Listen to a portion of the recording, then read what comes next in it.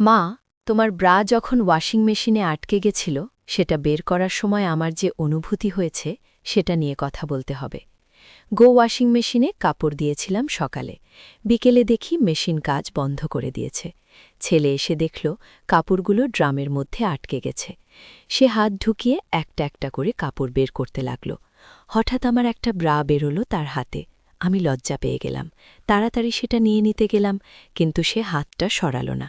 বলল, মা, তুমি লজ্জা পেজ না। আমি বললাম, দে, এসব তোর দেখার কিছু না। সে বলল, মা, এই কাপটা দেখে আমি প্রথমবার বুঝলাম তুমি একজন নারী। আমার মায়ের আগে তুমি একজন মহিলা। আমার মুখ টপ টপকে লাল হয়ে গেল। সে আমার দিকে তাকিয়ে বলল, আমি তোমাকে একজন নারী হিসেবে ভালোবাসি। তোমার এই নারীত্বকে আমি সম্মান করতে চাই। স্বামী হিসেবে বিয়ে করবে আমাকে? ওয়াশিং মেশিনের হামিং সাউন্ড বন্ধ হয়ে গেছিল, কিন্তু আমার হৃদয়ে একটা অদ্ভুত সুর বাজছিল। এই গল্পটি সম্পূর্ণ শুনলে আপনাদের পানি অটোমেটিক বের হয়ে যাবে। সো যত দ্রুত সম্ভব হাতের কাছে টিস্যু নিয়ে বসে পড়ো। বিছানার চাদর যেন নষ্ট না হয় সেটা সম্পূর্ণ খেয়াল রাখার অনুরোধ জানিয়ে গল্পটি এখন শুরু করব। তার আগে সর্বশেষ অনুরোধ, দয়া করে এমন পানি বের করার গল্প নিয়মিত শুনতে আমাদের চ্যানেলটি সকলেই সাবস্ক্রাইব করুন। ধন্যবাদ। হ্যালো বন্ধুরা, আমার নাম মিতালি সেন। আমার বয়স ৩৯ বছর। আমার স্বামীর নাম রবিন সেন, বয়স ৫২ বছর। আমাদের ২ সন্তান, রিয়ান আর তিথি। রিয়ান ২১ বছর বয়সী, ইউনিভার্সিটিতে পড়ে। তিথি ১৪ বছর বয়সী, স্কুলে যায়। গত সপ্তাহের ঘটনাটা এখনও আমার মনে স্পষ্ট। সেদিন রবিন অফিস থেকে ফিরে এসেছে রাত ১০টায়। তিথি ঘুমিয়ে পড়েছে, শুধু আমি আর রিয়ান জেগে আছি। রিয়ান তার রুমে পড়াশোনা করছিল। আমি রান্নাঘরে বাসন কসন ধুচ্ছিলাম। হঠাৎ ওয়াশিং মেশিনের আওয়াজ বন্ধ হয়ে গেল। আমি গিয়ে দেখলাম মেশিনের ড্রাম ঘুরছে না, কাপড়গুলো একসাথে আটকে গেছে। আমি চেষ্টা করলাম হাত ঢুকিয়ে কাপড় বের করতে, কিন্তু পারলাম না। তখন রিয়ানকে ডাকলাম। রিয়ান এসে বলল, মা, আমি করি। সে তার হাত ড্রামের ভেতর ঢুকিয়ে কাপড় বের করতে শুরু করল। প্রথমে বাবার শার্ট, তারপর তিথির স্কুলের ইউনিফর্ম। একে একে সব কাপড় বের হচ্ছিল। হঠাৎ আমার একটা নীল রঙের ব্রা হাতে এলো। আমি লজ্জা পেয়ে গেলাম। তাড়াতাড়ি সেটা নিয়ে নিতে গেলাম, কিন্তু রিয়ান হাতটা সরাল না। অদ্ভুত একটা ভাব তার মুখে। মা, তুমি লজ্জা পেজ না, সে বলল। দে, এসব তোর দেখার কিছু না, আমি বললাম। রিয়ান বলল, মা, এই কাপটা দেখে আমি প্রথমবার বুঝলাম তুমি একজন নারী। আমার মায়ের আগে তুমি একজন মহিলা। আমার মুখ টকটকে লাল হয়ে গেল।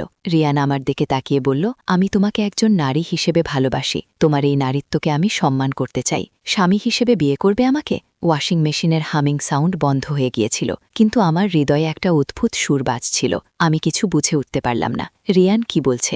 হঠাৎ রিয়ান হাসতে শুরু করল।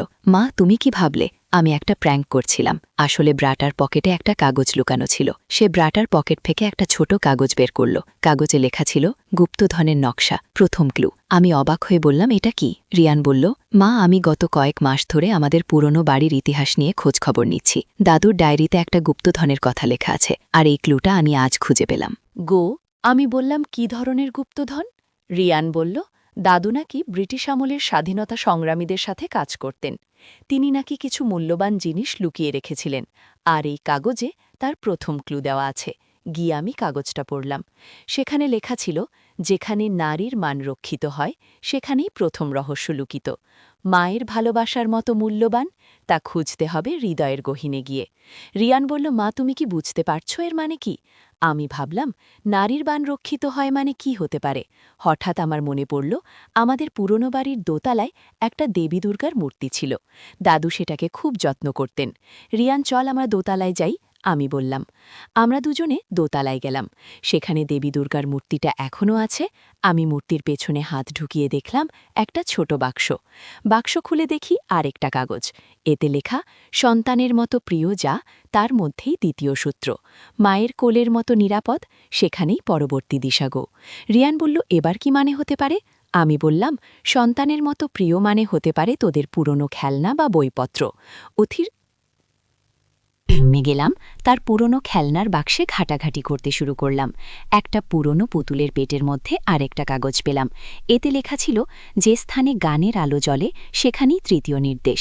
বইয়ের পাতায় লুকিয়ে আছে চূড়ান্ত গন্তব্যের ঠিকানা। গো।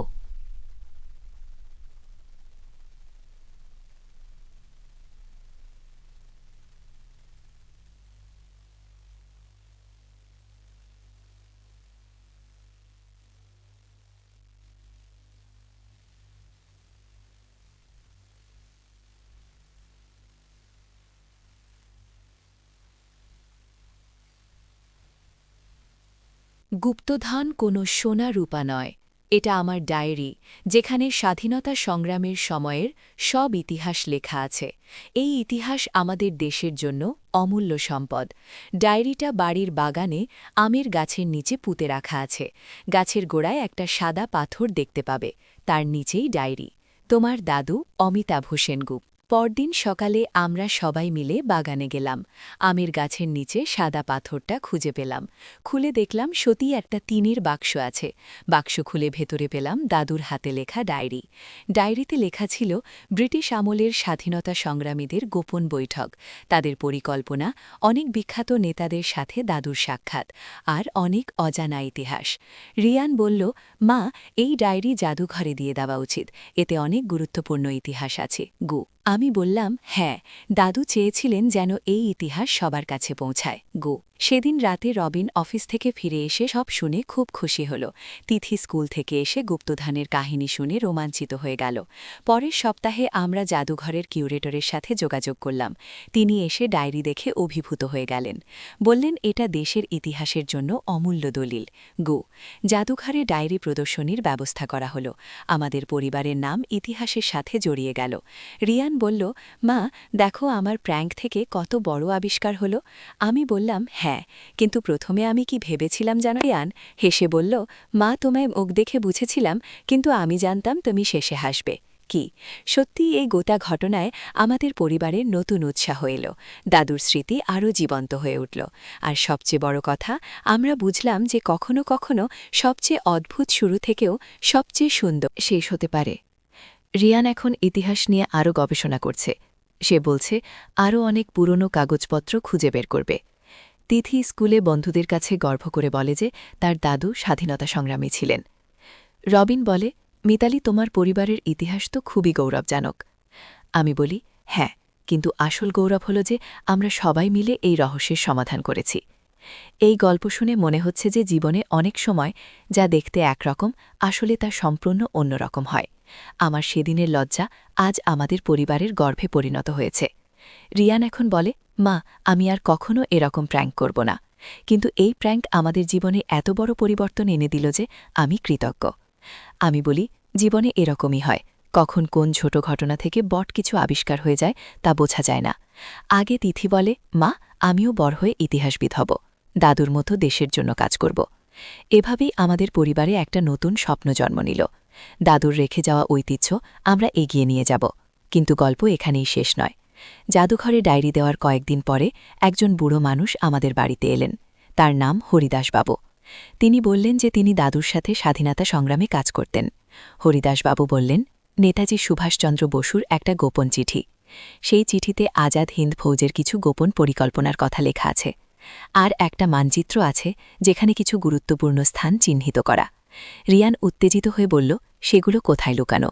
হরিদাসবাবু বললেন, অমিতবাবু আমাকে একটা ধাঁধা বলেছিলেন, সেটা সমাধান করতে পারলেই খুঁজে পাওয়া যাবে। তিনি একটা পুরনো কাগজ বের করলেন। সেখানে লেখা, যেখানে সূর্য প্রথম আলো দেয় সেখানে লুকানো সত্যের বীজ। পূর্ব দিকের প্রহরী জানে কোথায় ইতিহাসের সাক্ষী। 3টি পদক্ষেপ উত্তরে, 5টি পদক্ষেপ পশ্চিমে। মাটির নিচে 3 হাত গভীরে পাবে স্বাধীনতার চিহ্ন। রিয়ান বলল, পূর্ব দিকের প্রহরী মানে হতে পারে আমাদের বাগানের পূর্ব দিকের সেই বটনিম গাছটা। আমরা সবাই বাগানে গেলাম। নিম গাছ থেকে 3টি পদক্ষেপ উত্তরে গিয়ে তারপর 5টি পদক্ষেপ পশ্চিমে গেলাম। সেখানে খুঁড়তে শুরু করলাম। 3 ফুট খোঁড়ার পর একটা লোহার বাক্স পেলাম। বাক্স খুলে দেখি সত্যি নেতাজির হাতের লেখা একটা চিঠি আর একটা মানচিত্র। চিঠিতে লেখা, প্রিয় অমিত বন্ধু, আজাদ হিন্দ ফৌজের গোপন মিশনের জন্য এই মানচিত্রটা তোমার কাছে রাখছি। এতে চিহ্নিত জায়গাগুলো খুবই গুরুত্বপূর্ণ। যদি কখনো প্রয়োজন হয় তো এই তথ্য ব্যবহার করো। জয় হিন্দ, সুভাষ। মানচিত্রে আমাদের এলাকার কয়েকটি স্থান চিহ্নিত ছিল। একটা জায়গা ছিল পাশের গ্রামের পুরনো মন্দির, আর একটা ছিল নদীর পাড়ের একটা বটগাছ। হরিদাসবাবু বললেন, এই জায়গাগুলোতে নাকি অস্ত্র আর গুরুত্বপূর্ণ কাগজপত্র লুকানো আছে। পরদিন সকালে আমরা পুরনো মন্দিরে গেলাম। মন্দিরের পুরোহিত শ্রীকান্ত কাকা আমাদের চেনেন। আমরা তাকে সব বললাম। শ্রীকান্ত কাকা বললেন, হ্যাঁ, আমার বাবা বলতেন যে এই মন্দিরে কিছু গুরুত্বপূর্ণ জিনিস লুকানো আছে, কিন্তু কোথায় তা জানতেন না। আমরা মানচিত্র দেখে মন্দিরের পেছনের দিকে খুঁজতে শুরু করলাম। দেবী কালীর মূর্তির পেছনে একটা গুপ্ত কক্ষ পেলাম। সেখানে একটা সিন্দুক ছিল। সিন্দুক খুলে দেখি পুরনো বন্দুক, কিছু বুলেট আর অনেক গোপন চিঠিপত্র। চিঠিগুলোতে আজাদ হিন্দ ফৌজের বিভিন্ন পরিকল্পনার কথা লেখা। শ্রীকান্ত কাকা বললেন, এগুলো জাদুঘরে দিয়ে দেখি পুরনো বান্ধুক, কিছু বুলেট আর অনেক গোপন চিঠিপত্র। চিঠিগুলোতে আজাদ হিন্দ ফৌজের বিভিন্ন পরিকল্পনার কথা লেখা। শ্রীকান্ত কাকা বললেন, এগুলো জাদুঘরে দিয়ে দেওয়া উচিত। এরপর আমরা নদীর পাড়ের বটগাছে গেলাম। সেখানেও মানচিত্র অনুযায়ী খুঁজতে লাগলাম। বটগাছের শেকদের মধ্যে একটা তামার পাত্র পেলাম। পাত্রের মধ্যে ছিল সোনার কয়েন আর কিছু হীরার গহনা। একটা কাগজেও লেখা ছিল, জরুরি অবস্থায় এই সম্পদ ব্যবহার করো, স্বাধীনতা সংগ্রামের জন্য। উলা, এত বড় সম্পদ আমরা কি করব? হরিদাসবাবু বললেন, অমিতাভবাবুর ইচ্ছে ছিল এই সম্পদ দিয়ে গরিব ছেলে মেয়েদের পড়াশোনার ব্যবস্থা করতে। গুড। রবিন বলল, তাহলে আমরা একটা বৃত্তি ফান্ড করতে পারি। পরের সপ্তাহে আমরা অমিতাভ সেন স্বাধীনতা সংগ্রামী ফাউন্ডেশনকে নামে একটা প্রতিষ্ঠান গড়লাম। পাওয়া সোনাগহনা বিক্রি করে তার টাকা দিয়ে গরিব ছাত্রছাত্রীদের বৃত্তি দেওয়ার ব্যবস্থা করলাম। জাদুঘরের কিউরেটর আমাদের বাড়িতে এসে সব দেখে বললেন, এত বড় ঐতিহাসিক আবিষ্কার, এগুলো জাতীয় সম্পদ। নেতাজির চিঠি আর মানচিত্র জাতীয় জাদুঘরে পাঠিয়ে দেওয়া হলো। আমাদের পরিবারের গল্প পত্রিকায় ছাপা হলো, টিভিতে ইন্টারভিউ হলো। রিয়ান বলল, মা, কে ভেবেছিল একটা ব্রাধ হওয়ার ঘটনা থেকে এত বড় আবিষ্কার হবে? আমি হেসে বললাম, জীবনের সব কিছুরই একটা কারণ আছে। গিয়ে কিছুদিন পর দিল্লি থেকে একজন সরকারি অফিসার এলেন। তিনি বললেন, আপনাদের পরিবারের এই অবদানের জন্য সরকার একটা পুরস্কার দিতে চায়। গো, আমাদের পরিবার ও দেশে বাটা পুরস্কারও পেল। অনুষ্ঠানে রাষ্ট্রপতি আমাদের হাতে পুরস্কার তুলে দিলেন। তিথি স্কুলে এসে বলল, মা, আমার বন্ধুরা সবাই আমাকে নিয়ে গর্ব করে। আমাদের পরিবার এখন পত্রিকায় বিখ্যাত। রিয়ান এখন ইতিহাসের উপর পিএইচডি করছে। তার গবেষণার বিষয় কি? বাংলার স্বাধীনতা সংগ্রামে গোপন সংগঠনের ভূমিকা।